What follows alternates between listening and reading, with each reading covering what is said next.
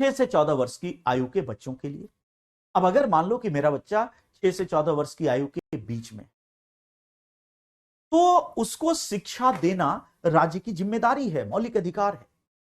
For example, मैं school में जाता हूं और प्रिंसिपल साहब कहते हैं, अब यह है कि राज्य के विरुद्ध आगे पढ़ेंगे कि सरकारी स्कूल पे लागू है, क्योंकि वो 21 में, बट फिर भी मैं सरकारी स्कूल में बच्चे को लेकर जाता हूं मेरे एरिया में जो है, और प्रिंसिपल साहब कहते हैं नहीं सीट नहीं है, सीट तो भर गया है, और दिखा देता है। प्रिंसिपल साहब हो सकता है सही बोल रहे हो कि सारे कमरे, क्योंकि अब तो बच्चा एक एक जगह बैठा, भी एक जरा सीट नहीं, कहीं भी नहीं मिल रहा है, यह प्रवर्तनीय है।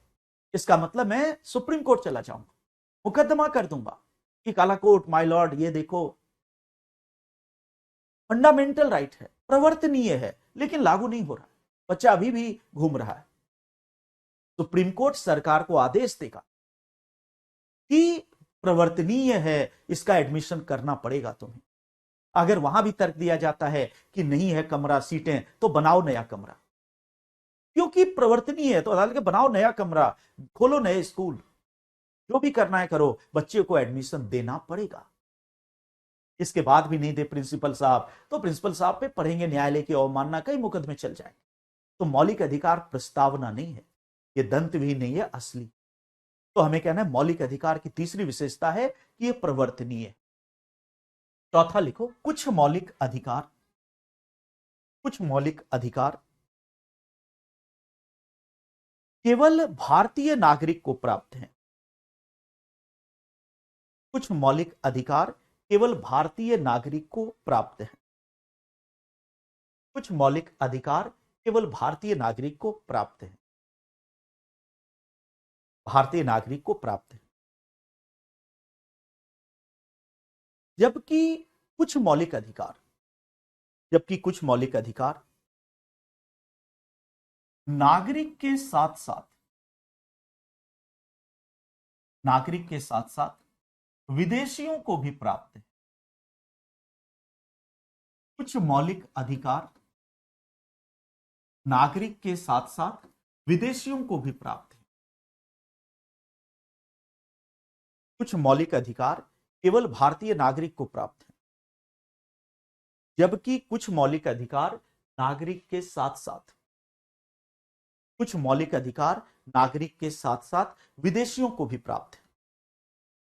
कुछ फंडामेंटल राइट्स केवल सिटीजन्स को है, और कुछ सिटीजन्स के साथ साथ विदेशी को भी प्राप्त है। देखते हैं, ये भी एक अंतर है। इसका मतलब हमारा संविधान बड़ा उदार है।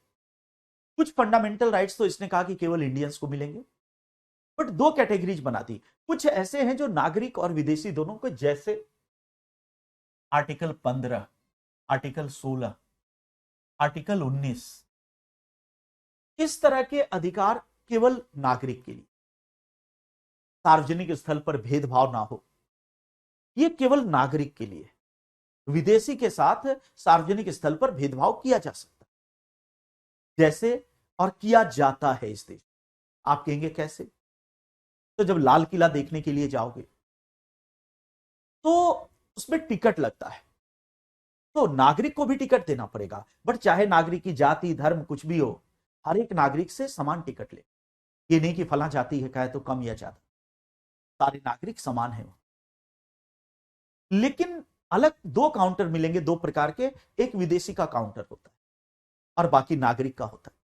नागरिक वाले में टिकट सस्ते में मिल जाएगा, शायद 20 रुपए में लाल किला पूरा दिन घूमने के लिए मिल जाए, और वही लाल किला जब विदेशी देखेगा तो शायद 500 रुपए का टिकट। तो अगर विदेशी आकर के कि भाई हमसे क्या भूल होगी जो 500 ले रहे, इधर 20 रुपए में देख रहा है, और ये भी कहेगा कि तुम्हारा नागरिक तो खाली है, ये एकदम सत्तू और नाश्ता लेकर आया है, पूरा दिन लाल किले की एक एक ईंट को जाकर देखेगा, और मेरे पास तो 10 जगह घूमना है, मैं तो 1 घंटे में निकल जाऊंगा, तब भी मेरे से 500 रुपया, इससे 20 रुपया। ये भेदभाव क्यों है? कहेगा जी श्रीमान, ये भेदभाव है, चाहे जो आप समझे। बट आर्टिकल 15 के तहत हम नागरिक के साथ नहीं कर सकते, तो सारे नागरिक एक हैं, बट विदेशी के साथ भेदभाव किया जा सकता है, तो 15 केवल विदेशी को प्राप्त है। 16, सरकारी नौकरी में समानता। कोई विदेशी कहे कि हमको भी आईएएस का एग्जाम देना है, कहे नहीं नहीं, तुम्हारा फॉर्म रिजेक्ट। बट नागरिक का फॉर्म धर्म, जाति, क्षेत्र के आधार पर रिजेक्ट नहीं हो सकता। तो इस तरह से 19 ये सब केवल नागरिक के लिए। तो हमारे यहां दो कैटेगरी के राइट्स हैं, कुछ केवल सिटीजन्स के लिए और कुछ ऐसे हैं जो विदेशी को भी है, जैसे आर्टिकल 21, आर्टिकल 25, अनुच्छेद 21 जीवन का अधिकार। इसका मतलब इस देश में नागरिक की हत्या करने पर जो सजा मिलेगी वही सजा, वही मुकदमा विदेशी की हत्या करने पर भी मिलेगी, क्योंकि ये दोनों को हमने दिया हुआ है। तो ये ना समझें कि नागरिक से ज्यादा वहां पे पैसा ले रहा है तो इसी आधार पे, मतलब कम ले रहा है विदेशी से ज्यादा, तो विदेशी को छुरा मार देगा और काट कर फेंक देगा, ये तो विदेशी। पुलिस अरेस्ट करने आएगी तो अरे ये तो विदेशी है, कहेगा नहीं नहीं तुमने पढ़ा नहीं कॉन्स्टिट्यूशन। जीवन का अधिकार नागरिक और विदेशी दोनों को इस भूमि पर समानता पूर्वक प्राप्त है, तो किसी को मनमाने तरीके से आप नहीं कर सकते। इसी तरह 25 धार्मिक स्वतंत्रता। तो कोई विदेशी यहां भारत आता है तो अपने रिलीजन के अनुसार मौलिक अधिकार उसका भी है। कोई मुसलमान आ जाए यहां और उस समय रोजा का टाइम है तो उसका भी फंडामेंटल राइट है रोजा रखना।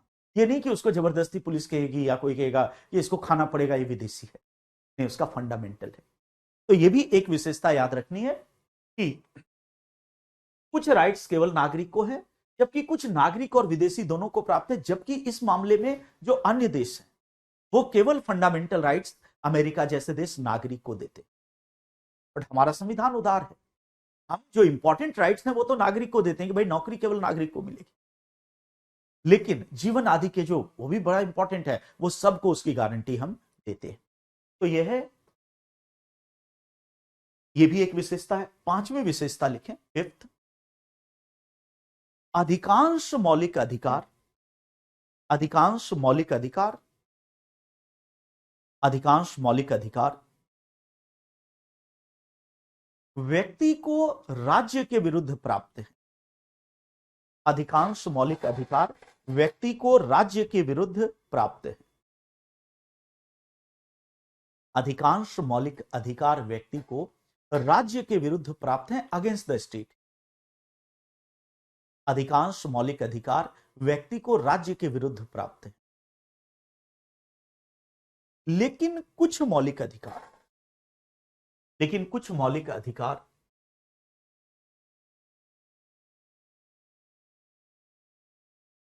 लेकिन कुछ मौलिक अधिकार राज्य के साथ साथ,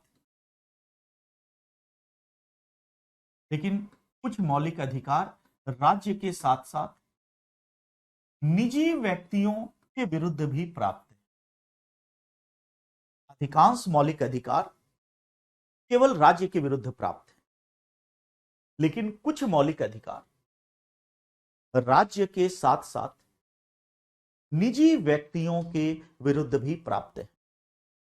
इसका मतलब फिर कैटेगराइजेशन, कुछ फंडामेंटल राइट्स केवल अगेंस्ट द स्टेट।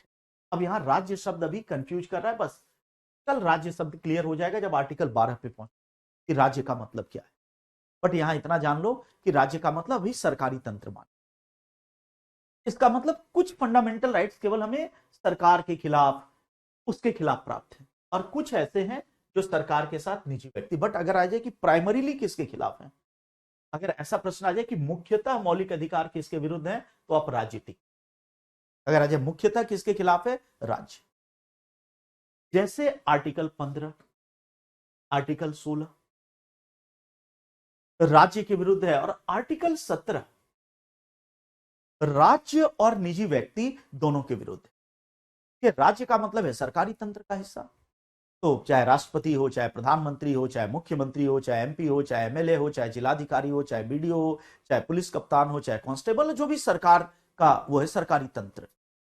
कुछ राइट्स तो इनके खिलाफ, और कुछ ऐसे हैं जो सरकारी तंत्र के खिलाफ तो है, जो अन्य व्यक्ति हैं, जैसे एक सामान्य बिजनेसमैन, एक सामान्य दुकानदार, तो वो राज्य का अंग नहीं है, बट उसके विरुद्ध भी प्राप्त है। वो सरकार का हिस्सा नहीं है, एक बिजनेसमैन सरकार का तंत्र में नहीं है, बट उसके खिलाफ भी प्राप्त है।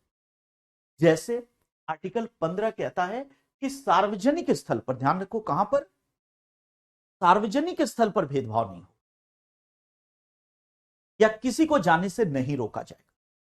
तो मान लीजिए आपके शहर में जो सरकारी पार्क है उसमें निश्चित रूप से आपका अधिकार है कि आप वहां से जा सकते हैं, बैठ सकते हैं। आपके घर में जो सार्वजनिक आपके जो पार्क में चापाकल लगा हुआ है, नलकूप लगा हुआ है, आप उसमें पानी पी सकते हैं। जो जल बोर्ड का पाइप लगा हुआ है या उसमें आप कपड़े धो सकते हैं क्योंकि सार्वजनिक है। बट मान लीजिए कोई व्यक्ति अपने पैसे से एक बंगला बनवाता है, उसमें एक बहुत अच्छा गार्डन बनवाता है जो उस पार्क से भी अच्छा है, और उसमें तमाम फूल खिले हुए हैं, और आप कहते हैं कि नहीं वो वाला सरकारी पार्क मजेदार नहीं है, ये जो इसका प्राइवेट जो घर है ना इसका पार्क शानदार है।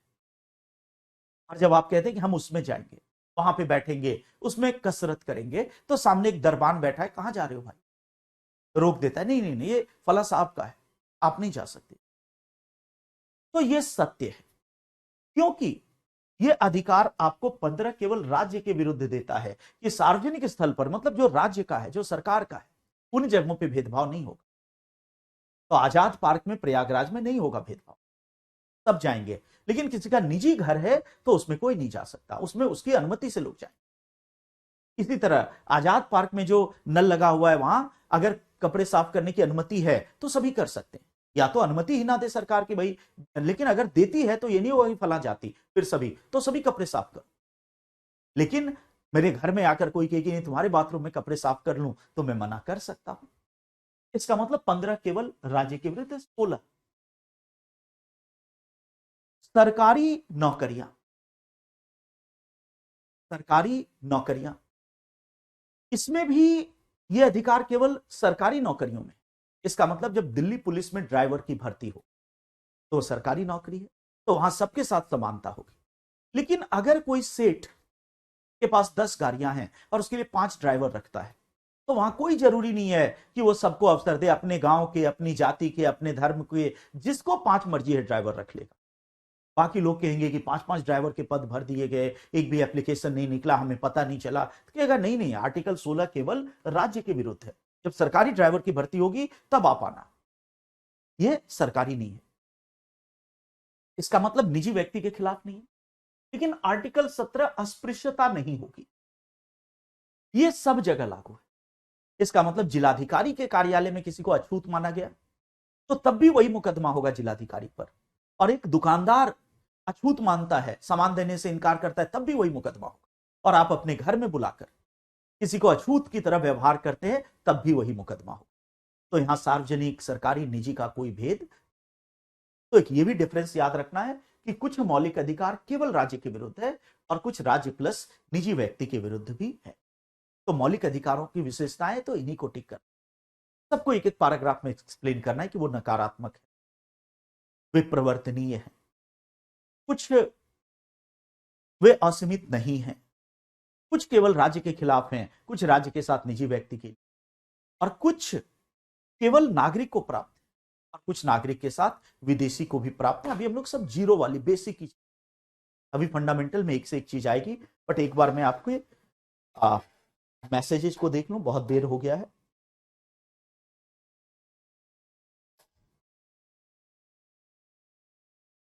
बहुत लोग तारीफ कर रहे हैं तो उसको मैं नहीं कर रहा हूं। भौतिक और नैतिक में अंतर, ये हमने शुरू में ही डिस्कस किया है, तो लेक्चर का जो वीडियो होगा उसको देख लीजिएगा। यूपीएससी में स्पेलिंग में कितना नंबर करता है, देखिए यूपीएससी का मैं आपको फॉर्मूला बताऊं, ये बहुत इंपॉर्टेंट है, ठीक है, ये जानना चाहिए कि यूपीएससी में हर पेपर में मैं बात करूं 5 मार्क्स, 5 नंबर एकदम एग्जामिनर का डिस्क्रिप्शन होता है। तो पूरी तरह उसका स्वविवेक, वो किन चीजों से तय करेगा कि किसकी हैंडराइटिंग अच्छी है, किसकी खराब है, किसमें किस प्रकार का एरर है, तो यहां पर वो 5 मार्क्स डिडक्ट कर सकता है। अब स्पेलिंग में बहुत ज्यादा अशुद्धियां है तो ऑफकोर्स मार्किंग कम हो जाएगी, बट अच्छी स्पेलिंग, खराब स्पेलिंग, अशुद्धि, 5 मार्क्स हर पेपर में, बट वो बहुत बड़ा डिफरेंस पैदा कर, इसलिए स्पेलिंग वगैरह को जरूर ध्यान दीजिए। हर पेपर में 5 मार्क्स उसके लिए रहे।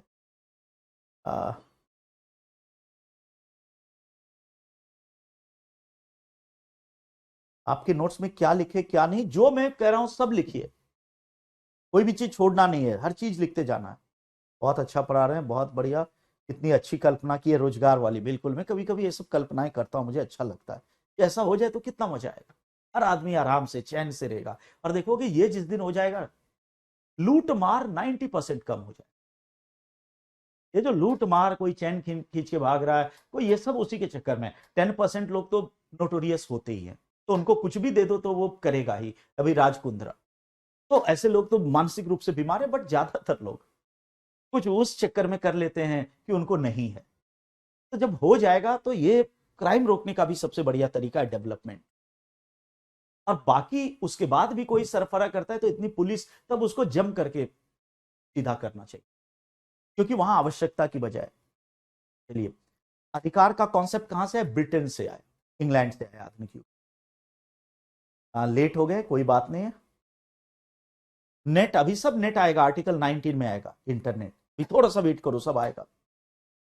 एससी जाने का खर्चा कोई देगा, क्योंकि एससी जाने में वही बात है कि, तो इसलिए कहा जाता है कि भारत में न्याय बिकता है और बहुत महंगा बिकता है, कोई नहीं देगा खर्चा आपको, खुद से ही जाना पड़ेगा। इंग्लिश मीडियम या हिंदी मीडियम के स्टूडेंट थे, मतलब अब मेरी बहुत अलग स्थिति थी, शायद आपको अजीब लगेगा, बट फर्स्ट और सेकंड अटेम्प्ट हिंदी में दिया था, थोड़े नंबर कम आ रहे थे, हो तो जा रहा था कौन। तो उसके बाद मीडियम बदल भी लिया था, क्योंकि दिल्ली यूनिवर्सिटी पढ़ा था मेरे दोनों मीडियम में, इसलिए अभी देखिए हिंदी इंग्लिश दोनों में पढ़ा था। थर्ड और फोर्थ में इंग्लिश कर लिया था, बट उससे प्रभाव थोड़ा बहुत ही पड़ता है, थोड़ा बहुत तो पड़ता है। जीवन का अधिकार अभी पढ़ेंगे, सोने का अधिकार, राइट टू स्लीप, वो सब आएगा, चिंता मत करो, सब विस्तार से आएगा। सिटीजन में 29-30 भी होगा, बिल्कुल। आर्टिकल 15, 16, 19 है, नहीं और भी है, मैंने कुछ एग्जाम्पल दिए। मोदी जी ने जो शौचालय बनवाया है उसमें ₹5 लिया जाता है। ये बात तो बहुत सही उठाया आपने कि अगर सार्वजनिक स्थल पर समानता होगी तो ₹5, तो ध्यान रखो अगर ₹5 लिया जा रहा है तो प्रत्येक से ₹5 ही लिया जाएगा। समानता का ये मतलब है। समानता का ये मतलब नहीं कि सबको फ्री दिया जाएगा, समानता का केवल ये मतलब है कि भेदभाव नहीं हो। तो अगर जाति, धर्म, क्षेत्र, किसी के ये नहीं होगा कि फला जाति को फ्री में दे दिया और फला से ₹5 और फला से ₹10, ₹5 का मतलब सबसे ₹5। तो कभी ये मत समझना कि समानता का मतलब है कि हर चीज मुफ्त होगी देश में। तो लाल किला देखने का टिकट लगेगा, आखिर मेंटेनेंस कैसे होगा शौचालय का, उस लाल किले का, बट जो भी लगेगा समान लगेगा, धर्म जाति के आधार पर भेदभाव नहीं होगा, ये वाली बात है। नहीं, सब आर्टिकल में आगे बताऊंगा, चिंता मत करिए। मानहानि ये सब आगे डिस्कस होगा आर्टिकल 19 में। आर्टिकल 21 को मानव अधिकार नहीं कहेंगे, मौलिक अधिकार। जो मौलिक अधिकार है वो मानव अधिकार से अलग है। अच्छे से समझ में आ गया, बहुत बढ़िया। प्रवर्तनीय का अर्थ फंडामेंटल में बता चुका हूं, तो एक बार वहां प्रस्तावना में पूरा लिखवा चुका हूं, याद करो प्रस्तावना की पहली आलोचना, तो वो वाला वीडियो देख लीजिए। मानव अधिकार यूपीएससी में हिंदी मीडियम, देखो मीडियम का थोड़ा बहुत प्रभाव तो पड़ता है, बट बहुत ज्यादा नहीं पड़ता है, अगर आप अच्छा लिखते हैं तो होता है।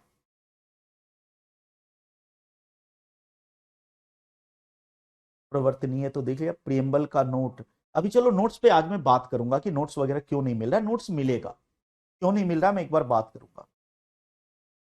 राज कुंद्रा, वो तो जान ही रहे हैं कि डिमांड सप्लाई जो भी है,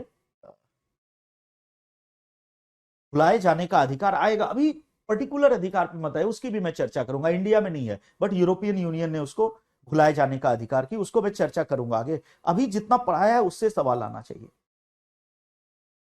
सीबीएसई बोर्ड से हूं, इंग्लिश में मेंस दे सकते हैं आप, कभी भी किसी भी मीडियम में दे सकते, ये कभी मत रहना कि हिंदी में पढ़ाई किया इंग्लिश में, हर एग्जाम में, और ये भी नहीं कि एक बार हिंदी में दे दिया तो हर बार हिंदी में दे, आप किसी भी मीडियम में कभी भी एग्जाम दे सकते हैं, हर बार का फॉर्म अलग होता है। तो आपको जिस बार, इस बार इंग्लिश देना है तो इस बार इंग्लिश दो, हिंदी जो देना है दो, ये सब में कोई रोक नहीं, बिल्कुल नहीं है। लाल किला में ₹120 लगता है, इसका मतलब इधर बहुत बढ़ गया है, क्योंकि मैं कई वर्षों से, मतलब 10-12 साल से लाल किला नहीं गया हूं, तो इसका मतलब कि मामला बहुत खराब हो चुका है लाल किला का। चलिए, तो यहीं पर इसको हम लोग अभी रहने देते हैं, अब फंडामेंटल राइट्स पे आगे बढ़ते हैं। तो आपके सारे मैंने मैसेजेस देख लिए। नागरिकता आएगा आएगा, मैं क्या कह रहा हूं कि मुझे क्रम से चलने दीजिए, यदि आप चाहेंगे कि मैं जंप जंप करके पढ़ा दूं तो यह आप ही का नुकसान होगा। तो जितनी अधिकार, अभी ये ध्यान रखो कि कमेंट होना चाहिए डाउट क्लियरिंग पे, फ्यूचर में क्या है सब आएगा, अभी एक एक अधिकार, अभी अधिकार शुरू, मैंने क्या कहा 15 से 20 क्लास चलेगी अधिकार पे। तो भुलाए जाने का अधिकार, निद्रा का अधिकार, सब होगा। गाना भी आ जाएगा कि तुम मुझे यूं भुला न पाओगे, तो सब चीज आएगी। जीवन का अधिकार, इंटरनेट, प्रेस, यूथेनेशिया, सबरीमाला, समलैंगिकता, सब मुद्दे आएंगे, बट क्रम से चल रहा है। तो चलिए कुछ और बेसिक फैक्ट्स को जान लेते हैं। तो यहां तक हमने विशेषता देखी, आगे लिखो कुछ, मतलब ये सब किताबों में भी है, तो मैं चाहता हूं इसको थोड़ा सा करते चले, क्योंकि असल मुद्दे पे हमें ज्यादा वक्त दे कि मूल संविधान में जैसे मैं लिख रहा हूं, लिखते 7 प्रकार के मौलिक अधिकार। मूल संविधान में 7 प्रकार के फंडामेंटल राइट्स थे। मूल संविधान में 7 प्रकार के मौलिक अधिकार थे।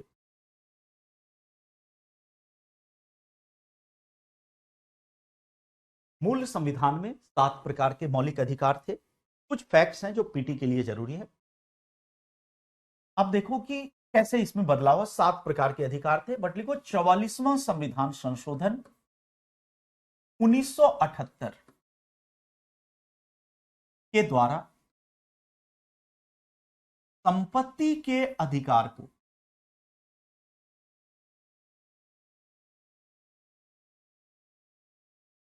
चौवालीसवां संविधान संशोधन के द्वारा संपत्ति के अधिकार को मौलिक अधिकार से हटा दिया गया।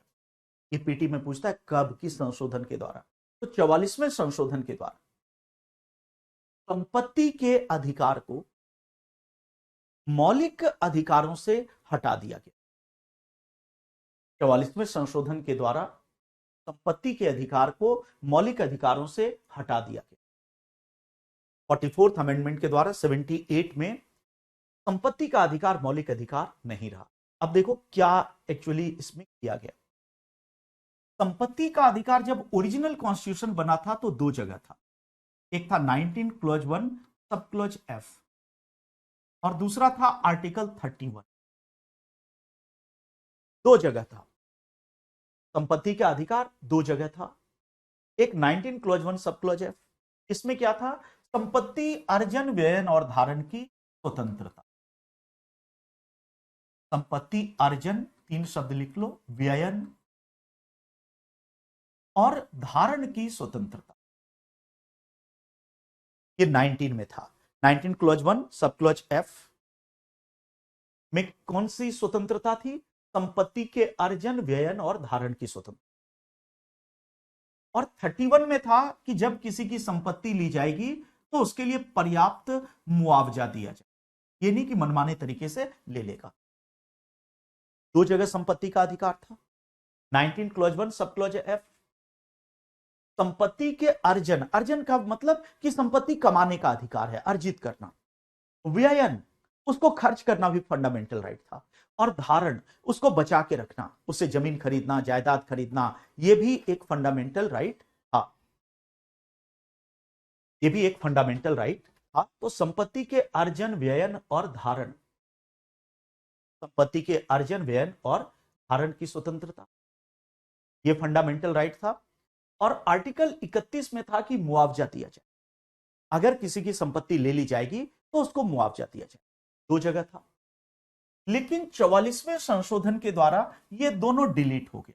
तो ध्यान रखना अब ये नहीं है।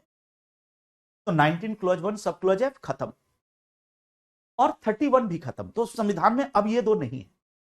इसकी जगह अब संपत्ति के अधिकार को डाल दिया भाग 12 में और आर्टिकल बन गया 300A। अब संपत्ति का अधिकार कहां पर पाया जाता है, 300A।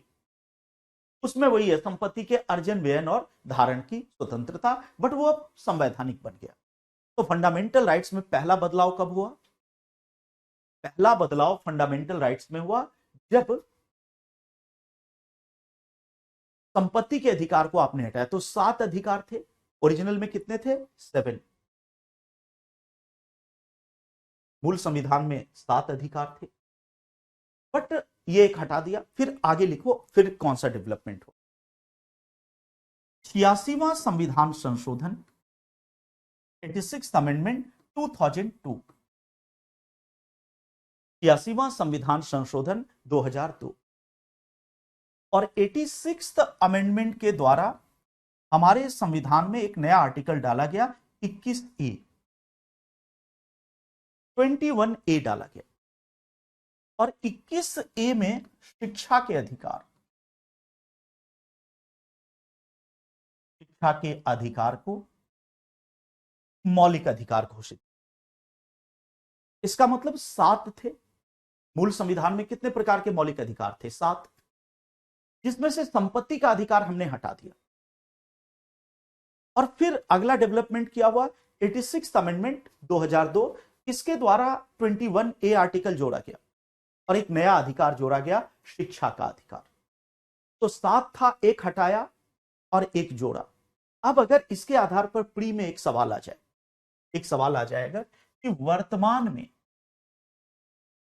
आपको इसका जवाब देना है, वर्तमान में कितने प्रकार के फंडामेंटल राइट्स हैं, वर्तमान में कितने प्रकार के मौलिक अधिकार हैं। और मान लो ये सवाल आ जाए प्री में और सारा फैक्ट आपको बताया और आंसर में हो 5, 6, 7 और 8, तो किसको टिक करोगे? फटाफट जवाब दीजिए। वर्तमान समय में कितने प्रकार के फंडामेंटल राइट्स हैं? 5, 6, 7, 8, कितने प्रकार के? फटाफट जवाब दीजिए कि वर्तमान समय में कितने प्रकार के फंडामेंटल राइट्स हैं? 6, 7, C 7, B 6, तो 6 भी लिख रहे हैं लोग और 7 भी लिख रहे हैं, 5 भी लिख रहे हैं। बी का मतलब 6, ठीक है। सी का मतलब 7। तो देखो 6 और 7 पे आ रहा है। अब यदि लॉजिक के लिहाज से मैं चलूं, लॉजिक के लिहाज से तो 7 था, गणित के लिहाज से चलूं 7 था, तो एक हट गया तो 7 - 1 बराबर 6, और फिर एक जुड़ गया तो लॉजिक के लिहाज से, गणित के लिहाज से 6 + 1 7 होना चाहिए। मैं कह रहा हूं होना चाहिए, बट ऐसा नहीं है और आपको उत्तर देना पड़ेगा इसमें 6।